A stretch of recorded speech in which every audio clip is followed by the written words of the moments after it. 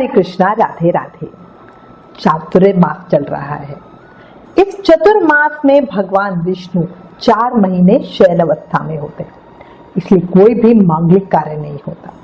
ये 4 महीने ज्यादा से ज्यादा भक्ति करने का समय होता है। तो आज इस वीडियो में हम चातुर्मास की कहानी सुनेंगे।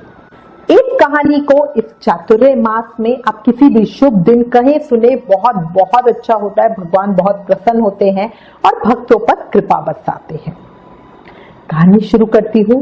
प्रेम से, मन से, भाव से सुनिए। बहुत समय पहले की बात है। एक बुढ़िया माई थी जो चातुर्मास में पुष्कर स्नान करने जाती थी। पूरे 4 महीने पुष्कर में ही निवास करती थी। उसके एक बेटा और एक बहू थी। एक समय जब चातुर्मास आने वाला था, तब सास ने बहू को सैगर यानी उपवास में खाने वाले जो पापड़ होते हैं, जो हम आलू से बनाते हैं, वो बनाने को कहा। बहू ने बड़े ही बेमन से पापड़ बनाए, ऐसे तैसे उल्टे सीधे बनाए, उन्हें जमीन पे सुखा दिया और फिर उन पापड़ों को सूखने के बाद सास को बांध के दे दिया। अब बेटा अपनी माँ को पुष्कर छोड़ने के लिए गया। वहां पहुंचकर माँ के रहने के लिए झोपड़ी बना दी, क्योंकि उस समय तो ऐसी कोई सुख सुविधा नहीं थी, कोई धर्मशाला, होटल छोटल तो होते नहीं थे, है ना। लोग नदी किनारे कच्ची झोपड़ियां बनाकर वहीं रहते थे और उसी में अपना कार्तिक स्नान या पुष्कर कार्तिक स्नान या चातुर्मास के स्नान करते थे। अब माँ के कहने पर वो वापस आ गया। उस समय लोगों की जरूरतें भी बहुत लिमिटेड थी, तो सच नहीं कि हमें बहुत ज्यादा चीजें चाहिए। 2 जोड़ी कपड़े लेके जाते थे, एक को धोते थे, एक को पहनते थे और उसी में गुजारा करते थे। अब जो उसकी माँ थी वो पूरे श्रद्धा भाव से चातुर्मास का स्नान करने लगी। पूरे 4 महीने का उपवास का उसने संकल्प किया। सिर्फ पानी के साथ सैगर करने बैठी तो वो जो सूखे पापड़ थे वो बढ़िया फलहार बन गए। अब बुढ़िया माई ने प्रेम से भगवान को भोग लगा के उसे खा लिया। अब रोज का यही नियम था। एक रात क्या हुआ, श्रावण मास के देव बुढ़िया माई के पास आए और बोले, बुढ़िया माई दरवाजा खोल। बुढ़िया माई ने पूछा, तू कौन है? वो बोले, मैं श्रावण मास का देव हूं। अब बुढ़िया माई ने तुरंत ही दरवाजा खोल दिया। बुढ़िया माई ने बढ़िया तरीके से शिव पार्वती की पूजा अर्चना की, बेलपत्र से अभिषेक किया। पूरा महीना यही नियम रखा। जाते समय श्रावण मास के देव ने झोपड़ी के लात मारी। झोपड़ी की एक दीवार सोने की हो गई, वो कच्ची जो झोपड़ी थी। अब उसके बाद भाद्रपद मास के देवता आए। उन्होंने भी बुढ़िया माई से दरवाजा खोलने को कहा। बुढ़िया माई ने दरवाजा खोला, सत्तू बनाकर कजरी तीज बनाई, गणेश पूजन किया, जन्माष्टमी, राधा अष्टमी, अनंत चतुर्दशी सब विधि विधान से किया। उसके बाद भाद्रपद मास के देव ने भी लात मारी और उसकी जो झोपड़ी थी उसकी दूसरी दीवार हीरे मोती की हो गई। इसके बाद अश्विन मास के देव आए। उन्होंने भी बुढ़िया माई से दरवाजा खोलने को कहा।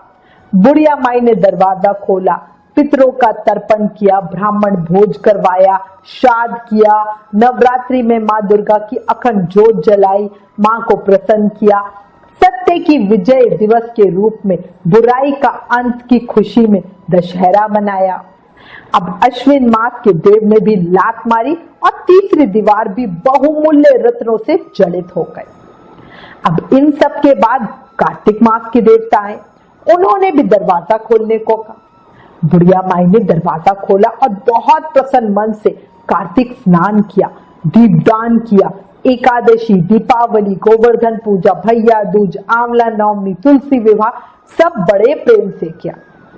कार्तिक मास के देवता ने भी जाते समय लात मारी तो झोपड़ी के स्थान पर महल बन गया। बुढ़िया तन मन धन से गरीबों की सेवा करके भजन कीर्तन में अपना समय लगाने लगी। अब कुछ समय के बाद बेटे ने कहा, भाई चातुर्मास खत्म हो गया है, मैं अपनी माँ को ले आता हूँ। बेटा अपनी माँ को लेने गया तो वहां ना माँ थी ना झोपड़ी थी। भाई झोपड़ी को तो पहचान ही नहीं सकता था, वहां तो महल खड़ा हुआ था। उसने आसपास लोगों से पूछा तो लोगों ने सारी बात बताई। उन्होंने कहा, तेरी माँ की भक्ति तो बहुत ही शक्तिशाली है। जिसे सुनकर बेटा माँ के चरणों में गिर गया और बोला, माँ तुम तो बहुत धन्य हो, अब घर चलो, तुम्हारे बिना हमारा गुजारा भी नहीं। अब उसने सारा सामान, हीरे मोती पन्ना जो थे, सारा धन वैभव समेटा और माँ को घर वापस ले आया। घर पहुंचकर जब सारी बात बहू को पता चली तो उसने सास के ठाट बाट देखे तो उसके मन में लालच आ गया। उसने सोचा अगले चातुर्मास में अपनी माँ को पुष्कर भेजूंगी, वो भी वहां से बहुत सारा धन धान्य मिलेगा। अब ये सोचकर जब अगले साल चातुर्मास आया तो उसने अपने पति से अपनी माँ को भी पुष्कर छोड़कर आने को कहा। अपनी माँ के लिए उसने ढेरों चीजें बनाकर दी। अब उसका पति अपनी सास को भी पुष्कर जी ले गया, वहां छोड़ आया। अब जो बहू की माँ थी, पुष्कर जी आ तो गई, पर चातुर्मास व्रत, सेवा, नियम, पूजा में उसका कोई भाव ही नहीं था। वो चारों समय बढ़िया भोजन करती, दिन भर सोती। चारों मास आए और चले गए। जाते समय झोपड़ी को लात मारी, झोपड़ी गिर गई और बहू की माँ गधे की योनि में चली गई, क्योंकि औरत लक्ष्मी का रूप है और लक्ष्मी की तरह चंचल होना चाहिए। भगवान की पूजा और अतिथि का सम्मान औरतों को करना ही चाहिए। अब उधर क्या हुआ, बेटी ने कहा भैया चातुर्मास खत्म हो गया है, और अपने पति से कहा कि जाओ भाई मेरी माँ को भी ले आओ। अब पति सास को लाने के लिए पुष्कर जी पहुंचा। अब उसे सास तो कहीं मिली नहीं, झोपड़ी भी नहीं थी वहां पे। उसने लोगों से पूछा, लोगों ने बताया भाई तेरी सास तो धर्म कर्म कुछ नहीं करती थी, पूरा दिन खाती थी और सोती थी, जिससे वो गधी बन गई। अब जवाई बड़ी मुश्किल से अपनी गधी रूपी सास को बांधकर वापस घर ले आया। उधर उसकी पत्नी आंख लगा के बैठी थी कि आज तो उसकी माँ अपनी उसकी सास से भी ज्यादा धन वैभव लेकर आएगी और वो सबको दिखाएगी। अब पति जब घर पहुंचा तो उसकी पत्नी ने पूछा मेरी माँ का है। पति ने कहा तेरे लालच की वजह से तेरी माँ गधी बन गई है। बहू बहुत रोई, दुखी हुई। अब करे तो करे क्या।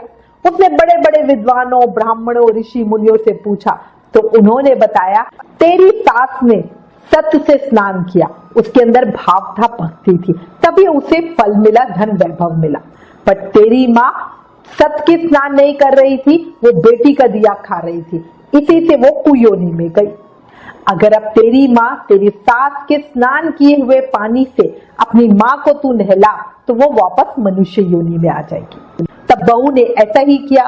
अपनी सास के स्नान किए हुए पानी को उसने इकट्ठा किया और अपनी माँ को उससे नहलाया तो वो वापस मनुष्य योनि में आ गई। उसके बाद बहू ने अपनी सास से माफी मांगी और दिल से समझ गई कि भक्ति का क्या प्रभाव है।